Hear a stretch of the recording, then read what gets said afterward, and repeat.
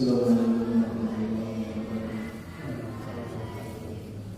Nahmaduhu wa nusalli wa nusallimu ala rasulillahi wa ala alihi wa sahbihi ajma'in. Amma ba'd. Alhamdulillah, kita bersyukur Allah Subhanahu wa taala. Patut kita syukuri lagi atas nikmat Allah Subhanahu wa taala yang besar, yaitu satu nikmat yang mana Allah Subhanahu wa taala masih gunakan kita dalam agama. Ini suatu nikmat yang sangat besar. Maka perkara yang terpenting bagi manusia itu adalah mengenai agama. Kalau ada manusia atau benda dikaitkan dengan agama, maka akan menjadi mulia. Sebagaimana batu kerikil. Batu kerikil ini kalau kita temukan di jalan itu nggak ada nilainya, nggak ada nilainya. Dijual pun nggak laku. Kan tapi kalau ada batu kerikil ini menempel dengan masjid, maka harus dimuliakan. Bahkan kita haram untuk buang air kecil atau buang air besar di atas batu ini. Hukumnya haram. Ini benda saja kalau ada kaitannya dengan agama ini kan menjadi mulia. Apalagi ini manusia. Manusia, satu makhluk yang Allah Subhanahu wa taala ciptakan dengan sebaik-baik rupa. Walaqad khalaqnal insana fi ahsani taqwim.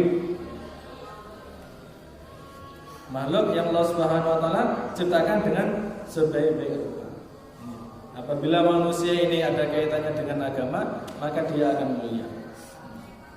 Kalau nggak ada kaitannya dengan agama, maka akan hina. Maka suatu saat Sayyidina Umar radhiyallahu anhu tatkala ingin mencium Hajar Aswad, batu yang mulia, Nabi sabdakan bahwasanya Hajar Aswad ini Allah Subhanahu wa taala turunkan langsung dari surga.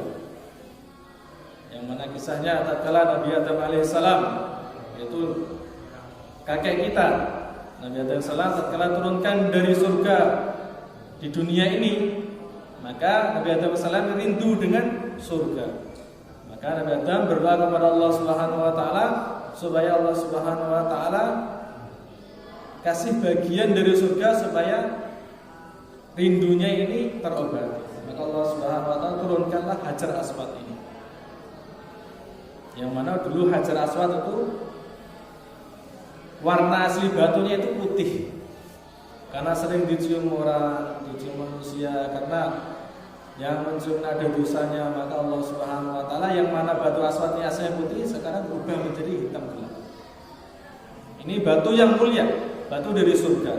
Maka kala Sayyidina Umar radhiyallahu anhu ingin mencium Hajar Aswad, batu yang mulia, maka Sayyidina Umar berkata, engkau ini adalah hanya sebuah batu saja. Engkau ini enggak lebih mulia daripada satu orang muslim.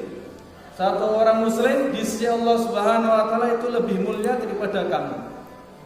Kata Sayyidina Umar radhiyallahu anhu kepada Hajar Aswad. Kalau seandainya Rasulullah dulu enggak mencium kamu, maka saya tidak akan mencium kamu. Saya ini mencium kamu wahai Hajar Aswad, ini sebab Rasulullah dulu pernah mencium kamu. Ini batu yang mulia, ini nilainya di bawahnya seorang yang dia mengucapkan kalimat syahadat asyhadu an la ilaha illallah, ini sudah menjadi mulia.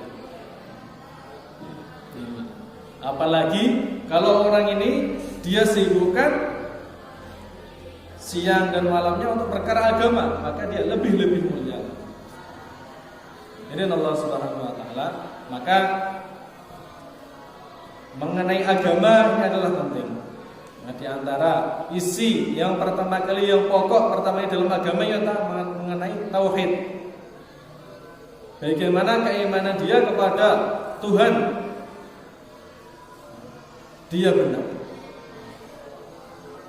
Maka di antara dakwahnya para nabi alaihissalam, para rasul alaihissalam itu apa? Itu mengenai beriman kepada Allah Subhanahu wa taala. Ya ayyuhan nas qulu la ilaha illallah tuflihu. Wahai para manusia, katakanlah la ilaha illallah, bahwasanya tiada Tuhan yang berhak disembah kecuali Allah. Tuflihu, maka kalian akan menjadi jaya, sukses. Kalau imannya benar. Maka bagaimana iman yang benar? Maka ulama katakan kita ini harus mengenal Allah Subhanahu wa taala. Bagaimana mengenal Allah Subhanahu wa taala? Nah, di antara caranya yaitu apa? Harus mengetahui sifat-sifatnya Allah Subhanahu wa taala. Fa'lam annahu la ilaha illallah. Fa'lam, maka ketahuilah. Maka ulama ahli tauhid mengatakan fa'lam ini adalah perintah wajib. Seorang hamba itu harus mengenal Rabbnya, harus mengenal Tuhannya. Bagaimana dia mengenal Tuhannya? Maka dia harus mengetahui sifat-sifatnya.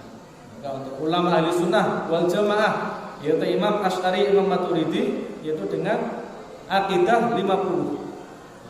Akidah 50. Sifat wajib bagi Allah, sifat mustahil bagi Allah, jaiz bagi Allah, wajib bagi Rasul, mustahil bagi Rasul, jaiz bagi Rasul. Kesimpulannya, nah, di antara sifat Allah Subhanahu wa taala adalah wujud, dan yang maha ada. Dan yang maha ada. Nah, dalam pelajaran kemarin yang kita baca itu,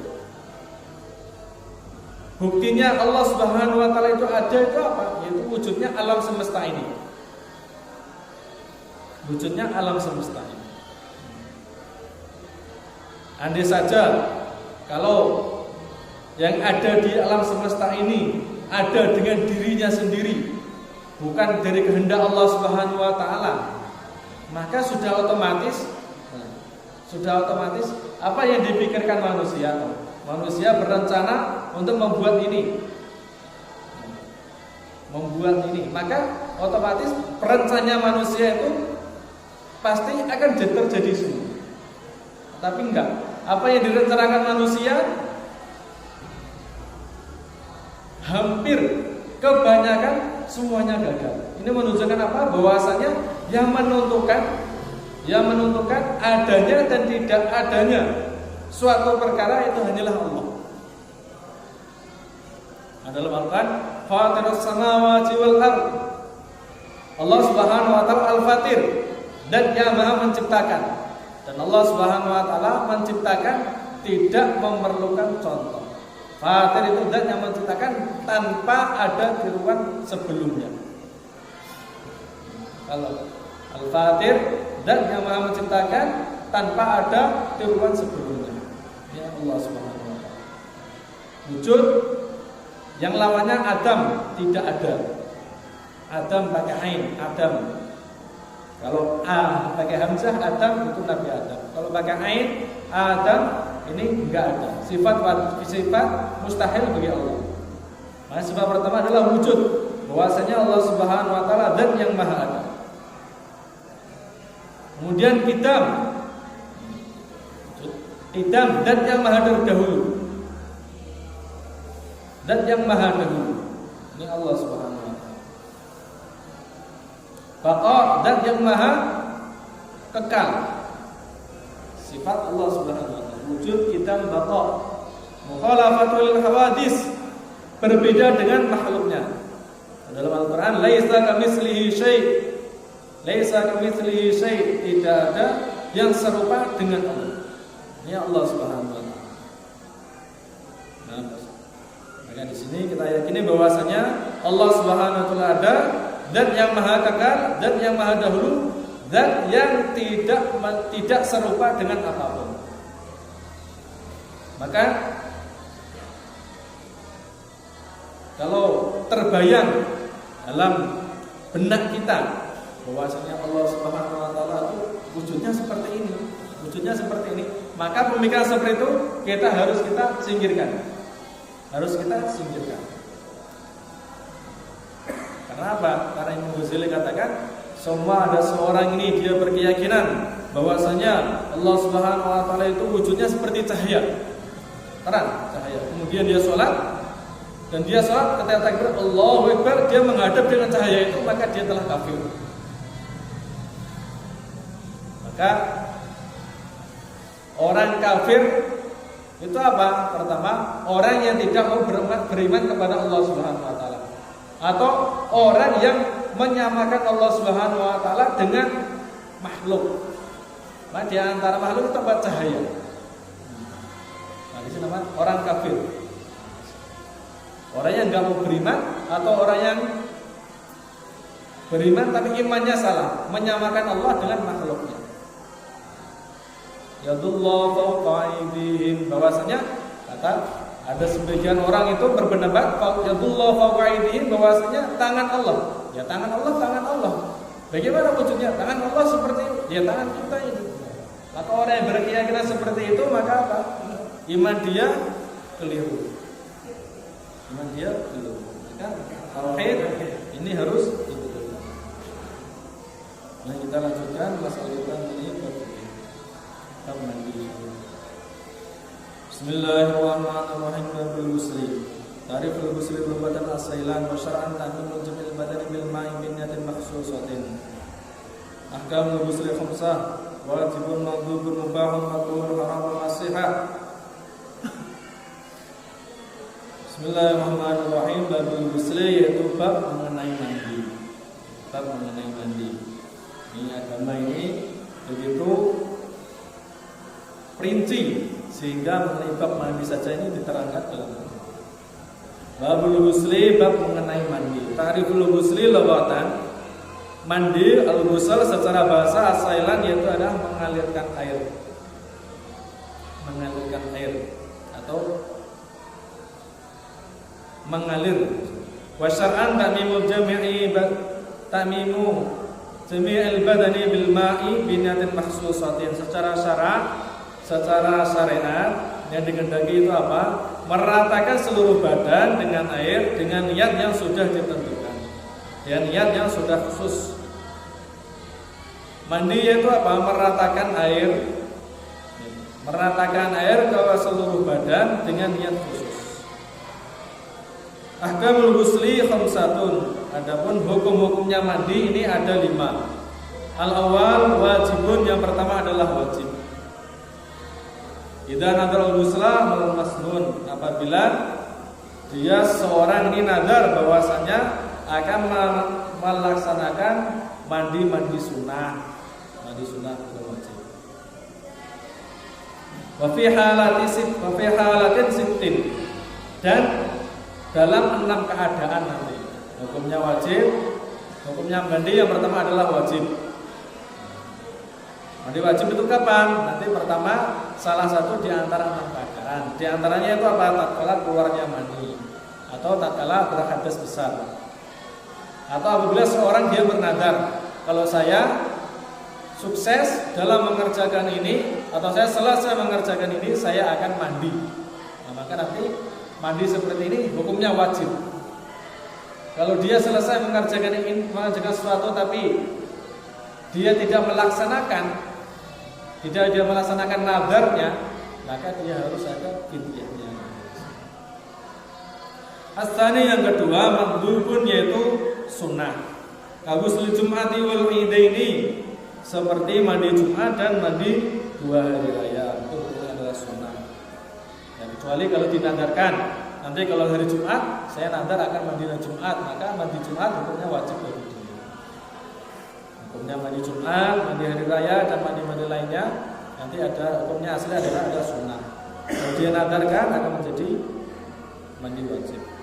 As-salisu, yang kedua, mubahun, yaitu adalah mubah.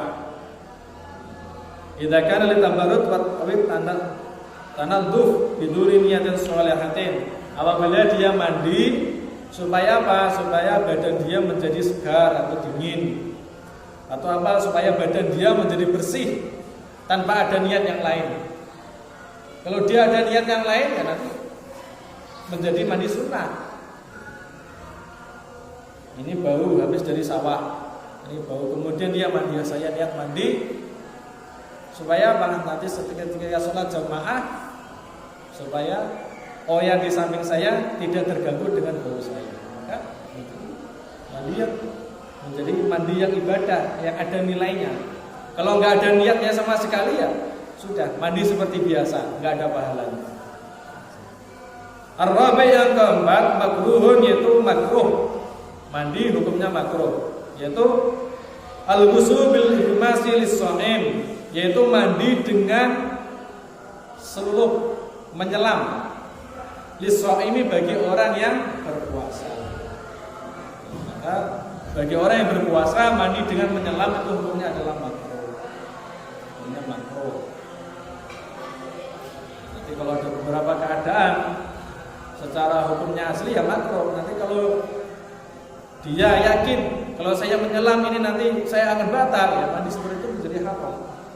Kalau dia yakin kalau saya menyelam ini nanti kalau menyelam pasti saya batal, maka menjadi haram. Kalau hukumnya asli ya makruh. Al-khamis yang kelima haramun asyah, yaitu haram tetapi mandinya sah. Haram tetapi mandinya sah. Idza kana bima'in maghsubin, dia mandi menggunakan airnya orang lain tanpa izin. Tanpa izin. Menggunakan mandi orang lain, mandinya airnya orang lain tapi tanpa izin. Ini mandi seperti ini haram. Karena apa? Karena dia menggunakan sesuatu milik orang lain tanpa ada izin keridhaan pemiliknya. Kalau dia yakini kalau pemiliknya ridho, kalau pemiliknya ridho ya hukumnya nggak haram lagi. Kalau nggak diketahui dia ridho apa enggak. Kalau pemiliknya ridho, biar bukan nanti nggak ridho ya nanti mandi seperti ini ya haram. Tapi mandinya sah. Haramun ma'adami sihah idza kana haidun binatit ta'abbud. Mandinya haram dan tidak sah. Sudah mendapat dosa dan mandinya enggak sah. Yaitu apa? Seorang wanita yang haid, dia niat mandi dengan mandi ibadah. Orang yang haid, saya mandi untuk beribadah, saya niat ibadah, atau saya mandi untuk menghilangkan hadas besar. Padahal haid dia masih dalam keadaan haid. Masih dalam keadaan haid, maka mandi dia haram, mendapat dosa dan enggak sah juga. Ini khusus untuk perempuan. Mandi orang yang haid enggak boleh mandi dengan niat ibadah. Kalau hanya mandi sekedar mandi saja, hukumnya adalah boleh. Kalau hanya sekedar mandi bagi orang haid, hukumnya boleh. Tapi kalau niatnya ibadah, contohnya ibadah itu apa? Yaitu untuk hadas besar, menghilangkan hadas besar, ya hukumnya adalah haram. Kemudian perkara-perkara yang mewajibkan mandi. Mujibatil ghusli, yaitu perkara-perkara yang mujibatil ghusli sittatun wa hiya qisman. Perkara-perkara yang mewajibkan mandi itu ada 6 dan ada 2 bagian. Yang pertama ma yahtasu bin nisa. Ini hanya khusus terjadi pada perempuan saja. Ma yahtasu bin nisa salah satu. 3 perkara ini hanya terjadi pada perempuan. Al-awwal, yang pertama al-khaidu, adalah haid. Nanti ketika seorang perempuan ini sudah selesai dari haidnya, maka dia wajib mandi besar. Wajib mandi besar. Dan untuk mengenai sholat yang dikodoknya, atau sholat yang dikerjakannya haid, nah biasanya jarang diketahui. Seumpama ada wanita haid, dia sucinya, contohnya cuci selepas asar. Wanita haid sucinya selepas asar. Maka sholat apa yang dia dikerjakan? Maka pertama dia harus mengerjakan sholat asar. Kenapa? Karena waktunya asar masih ada. Sucinya selesai dari asar. Kemudian dia juga harus mengerjakan sholat duhur. sholat zuhur. Walaupun ketika waktu dalam sholat zuhur masih haid, tapi kalau dia sucinya di waktu asar, maka sholat zuhur harus dikerjakan. Jadi sholat yang bisa dijamak, maka harus dikerjakan. Atau contohnya seorang wanita, dia suci dari haidnya sebelum subuh, ketika waktu tahajud. Ketika waktu tahajud dia selesai dari haidnya, kemudian dia mandi, maka dia harus mengerjakan sholat isya dan sholat maghrib. Karena apa? Karena sholat isya dan sholat maghrib bisa dijamak. Kalau dia selesainya zuhur, ya zuhur saja. Kalau dia selesainya selepas sholat isya, selepas sholat maghrib, tapi masih dalam waktu maghrib, maka dia hanya mengerjakan sholat maghrib. Nanti kalau waktu sholat isya ya isya. Tapi kalau seorang wanita ini sucinya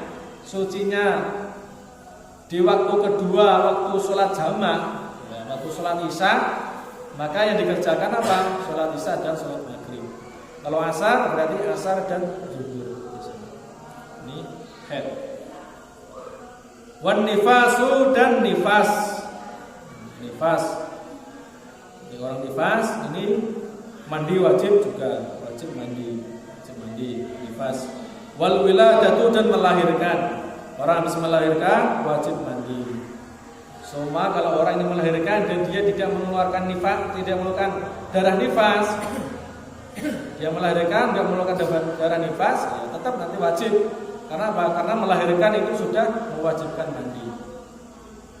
Atau dalam kitab walaupun mudghatan, semua walaupun dia mengeluarkan, yang dikeluarkan hanya enggak bentuk bayi, yang dikeluarkan hanya sebagian daging saja, dia wajib mandi juga. Ma yashtariku fi rijali wan nisa salasatun. Adapun tiga perkara ini bisa terjadi pada laki-laki maupun perempuan. Pertama al-jima, yaitu jima, berkumpulnya suami istri. Nah, ini mewajibkan mandi juga. Wa khurujul manni, yang kedua yaitu keluarnya mani, keluarnya sperma, baik sperma laki-laki maupun perempuan. Nah, nanti wajib mandi juga. Wal mautu dan mati. Nah, mati wajib mandi juga. Tapi kewajiban memandikan itu bukan bagi mayit, bagi orang yang hidup. Nah, perkara yang mewajibkan mandi ini ada 6. 3 perkara khusus bagi perempuan, yaitu haid, nifas, melahirkan. Yang ketiga dan keempat jima. Nah, ini bayi laki-laki maupun perempuan, yaitu berkumpulnya suami istri. Kemudian yang kelima keluarnya mani, baik laki-laki maupun perempuan. Yang keenam adalah kematian. Kematian menyebabkan wajib mandi. Tapi yang memandikan ini orang yang masih hidup. Kewajibannya bagi orang yang hidup.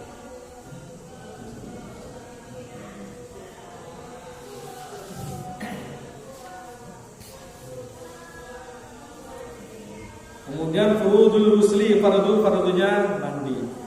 Furudul ghusli, fardunya mandi. Isnani ada 2. Al-awwali yang pertama adalah an-niyatun, niat. Pertama adalah niat.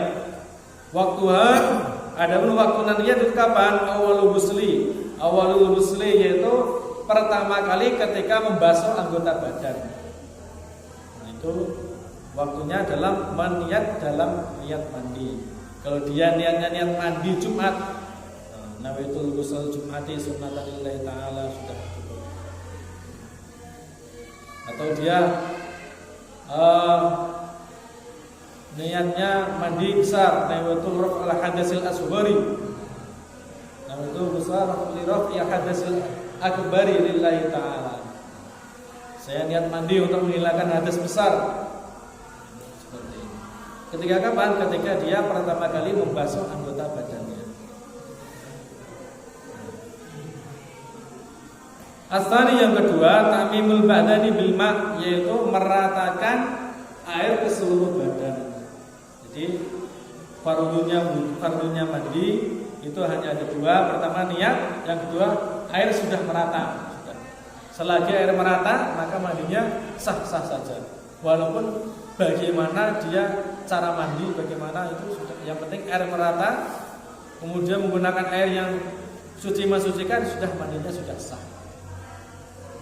Tapi ada beberapa nanti cara bagaimana ini mandi ini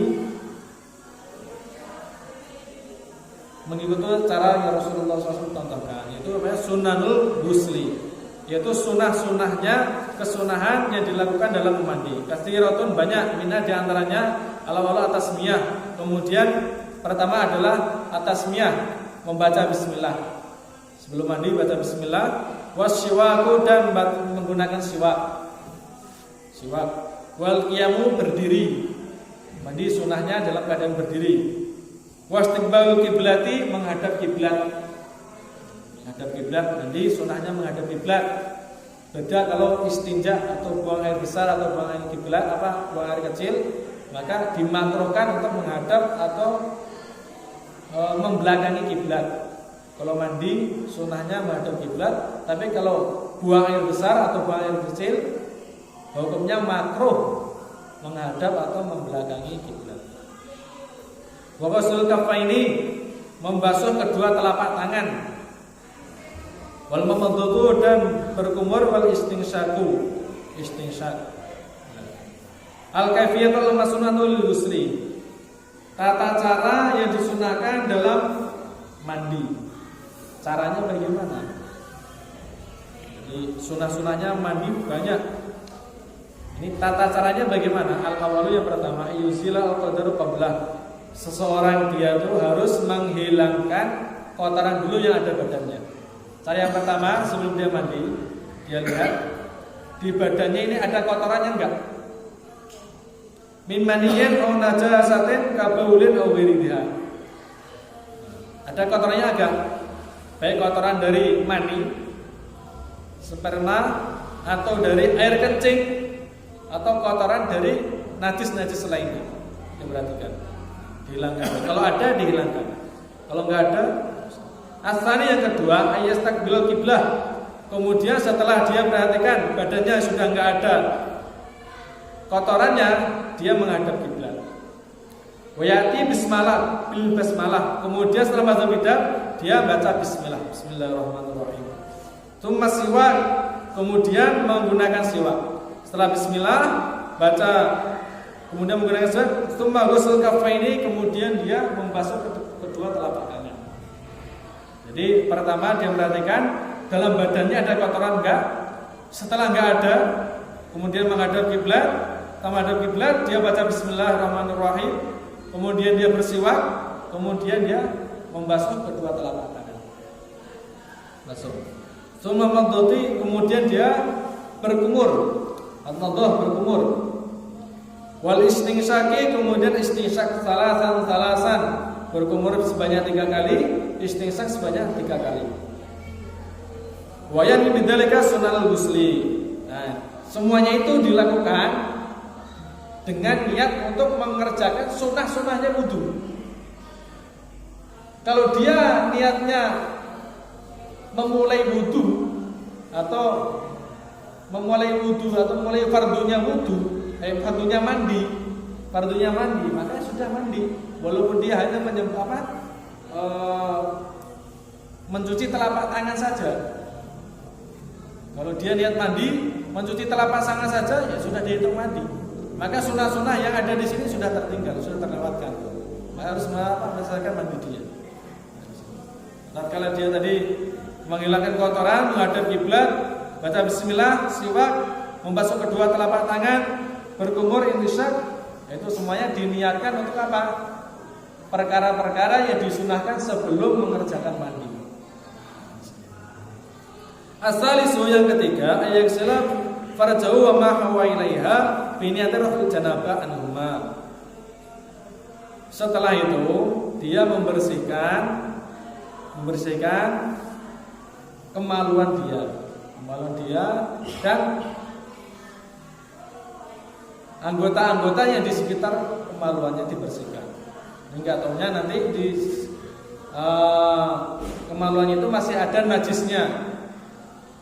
Contohnya habis kencing ternyata masih ada tertinggal air kencingnya, atau dia habis buang air besar ternyata masih ada kotoran buang air besarnya, maka disiram dulu. Guna ar-rabi' yang keempat, al-wudu qablah kamilan. Setelah itu dia baru berwudu dengan sempurna. Setelah dia perhatikan semuanya tadi, kemudian setelah itu dia berwudu. Kemudian yufidul ma' ala ra'si. Nah, dia ini baru memulai mandinya. Bagaimana mulai mandinya? Dia mengalirkan air di kepalanya dulu. Mengalirkan air di kepalanya. Yufidul ma' ala ra'si. Wa yanwi 'inda awwalihi an baqiyatul raf'ul janabah. Nah, tatkala dia menyiram kepalanya atau membasuh kepalanya, dia niat dengan apa? Untuk menghilangkan hadas besar. Kemudian tatkala air itu sudah mengalir semua di badannya, as-sadis ya ta'ahudul al-ma'atif. Dia memperhatikan bagian lipat-lipat lipat-lipatan badan. Ini perhatikan. Ini biasanya air yang enggak sampai. Yufidul ma'ala ma aqbala min sikil aiman. Kemudian dia membasuh bagian badan yang bagian kanan. Bagian badan kanan dulu yang bagian depan, kemudian sampai akhirnya kemudian bagian belakangnya, setelah itu pindah kirinya, kemudian basuh bagian kiri yang belakang. Ini cara mandi-mandi yang disunahkan sebagaimana yang diriwayatkan oleh para ulama. Yang sampai sini ada yang tanyakan mungkin?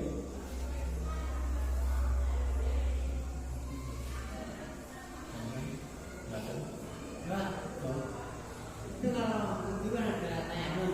Kalau mandi besar itu ada tayamum enggak? Jadi masalah wudu itu bisa diganti dengan tayamum. Nanti ada beberapa keadaan nanti di sini. Nanti mandi apakah bisa diganti tayamum? Mandi bisa diganti tayamum bisa.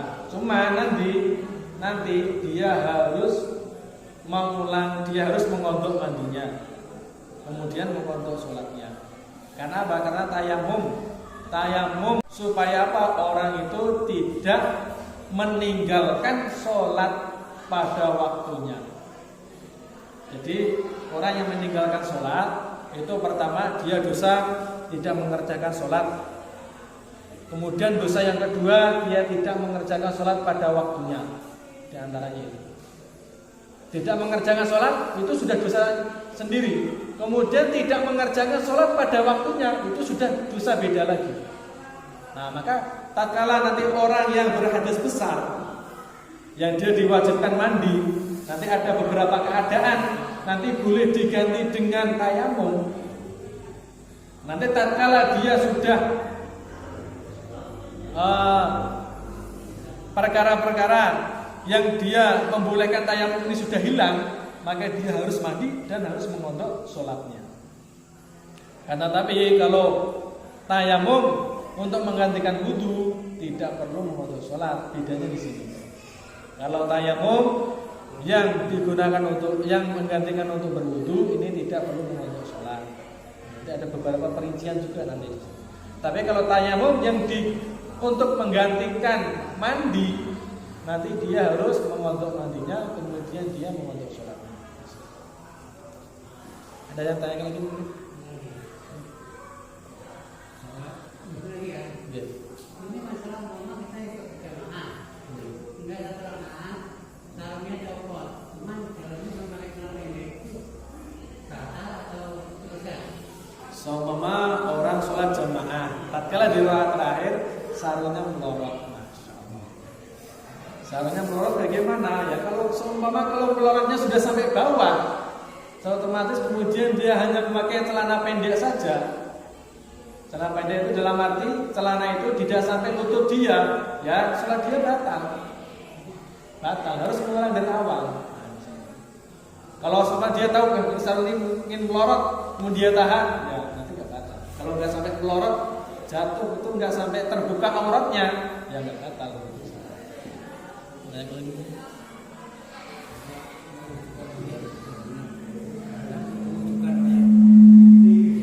Mewudukan mayit dengan benar ya seperti wudu biasa.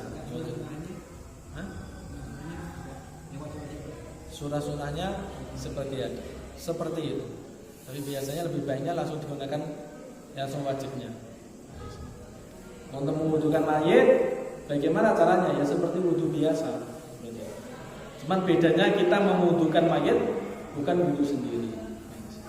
Ada tanya lagi? Ini kemarin ada pertanyaan titipan mengenai masbuk sholat jamaah. Masbuk sholat jamaah ini ada beberapa perincian, termasuk panjang ini perinciannya. Pertama, orang yang masuk jamaah, seumpama dia datang tatkala dia takbiratul ihram Allahu Akbar. Tatkala Allahu Akbar imam sudah ruku, maka bagaimana keadaan dia? Dia langsung rukuk saja tanpa membaca Al-Fatihah. Seumpama dia datang, kemudian imam Allahu Akbar sudah rukuk, maka dia langsung rukuk saja tanpa membaca Al-Fatihah. Karena ada hadis al-imamu dhamin, bacaannya Al-Fatihah itu sudah ditanggung oleh imam. Terkecuali imam tatkala Allahu Akbar dia baca doa al-iftitah. Nabi alhamdulillah yazira sampai akhir. Tatkala pertengahan baca al-iftitah ini imam ternyata sudah rukuk. Bagaimana? Apakah dia sujud rukuk apa enggak? Ya enggak boleh. Dia harus membaca Al-Fatihah dulu sampai selesai. Karena apa? Karena dia membaca perkara sunnah, yaitu apa? Doa iftitah. Doa iftitah. Tatkala dia mengerjakan perkara sunnah, dia harus menunaikan perkara wajibnya, yaitu apa? Membaca Al-Fatihah. Baru dia selesai baca Al-Fatihah, baru dia mengikuti rukuk. Setelah rukuk i'tidal di sini. Nah, ini apabila makmum ini datang posisinya mendekati imam rukuk. Yang kedua, makmum datang, imam ini sudah rukuk, bagaimana?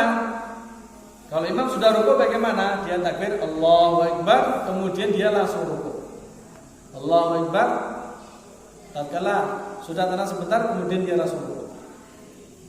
Sekiranya berdirinya itu sudah tumak ninah, segera baca subhanallah, sudah cukup, kemudian dia langsung rukuk. Seumpama tatkala dia mau takbir Allahu Akbar, ternyata imam ini sudah i'tidal sami Allahu liman hamidah, maka makmum itu enggak boleh Allahu Akbar kemudian ikut rukuk kemudian ikut i'tidal, enggak boleh. Kalau dia makmum tatkala dia takbir Allahu Akbar, ternyata imam sudah sami Allahu liman hamidah, kemudian makmum ini i'tidal rukuk, maka salat dia batal. Salat dia batal. Tatkala dia datang kemudian imam keadaan rukuk, tatkala dia takbir kemudian takbir dia selesai, kemudian mau rukuk ternyata imam sudah i'tidal, maka dia tidak boleh melanjutkan rukuknya. Dia harus mengikuti i'tidalnya imam.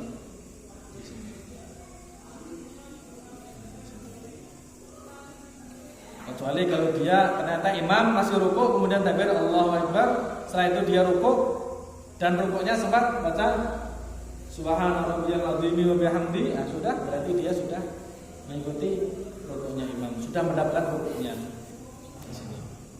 Jadi kalau dia makmum, dia mendapati imam ini dalam keadaan rukuk, bagaimana? Keadaan rukuk bagaimana? Kata dia takbir, kemudian dia selesai takbir, ternyata imam sudah i'tidal, jangan rukuk, langsung ikuti i'tidal saja. Kalau dia rukuk maka sholatnya batal. Apalagi imam sudah mau sujud, dia takbir Allahu Akbar, kemudian rukuk, kemudian i'tidal, kemudian dia sujud, ya nggak sah sholatnya.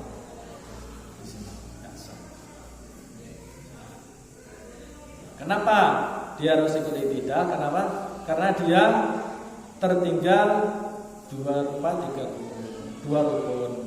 Pertama berdiri dan baca Al-Fatihah. Berdiri satu rukun saja, Al-Fatihah satu rukun. Begitu juga seorang makmum yang tertinggal 3 rukun panjang secara berturut-turut, maka makmum itu batal. Contohnya bagaimana? Contohnya orang ini, ada sebagian orang itu baca Al-Fatihah itu was-was, Bismillahirrahmanirrahim, Bismillahirrahmanirrahim, diulangi sampai berapa kali. Kalau seumpama dia ikut imam takbir Allahu Akbar, imam ketika masih rukuk dia masih Al-Fatihah, Fatihah belum selesai, masih Bismillah aja. Kemudian imam sudah i'tidal, kok dia masih Bismillah saja. Kemudian imam sudah sujud, kok dia masih berdiri. Sampai kalau imam ini sudah berdiri sujud, kalau dia enggak rukuk, maka sholat dia batal. Karena dia tertinggal 3 rukun dalam sholat. Maka ada perkara-perkara yang membatalkan sholat dalam berjamaah, itu ada perkara lain selain perkara-perkara membatalkan sholat yang sudah ada di kita. Ada sholat jamaah ini ada pembahasan khusus panjang lebar. Mungkin ada tanya kali ini. Ini mengenai titipan sholat jamaah kemarin. Mau masuk? Tanya lagi.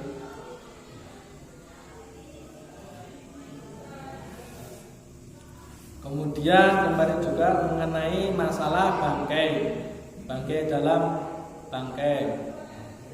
arti najis yang dimafu.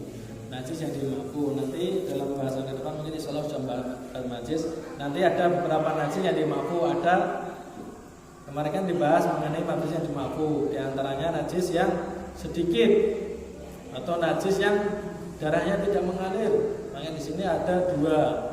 Ada nanti najis yang dimafu untuk perkara yang cair saja, ada yang najis yang dimafu untuk dalam pakaian dalam sholat.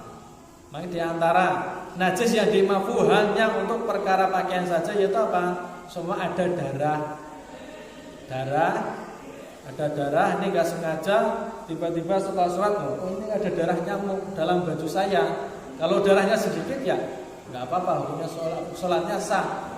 Walaupun di bajunya ada darah nyamuk, dengan syarat nyamuknya ini, darahnya nyamuk ini menempel di baju dia tanpa sengaja. Kalau sengaja ada nyamuk kemudian diceblek, ada darahnya, ya mutan najis berarti bajunya.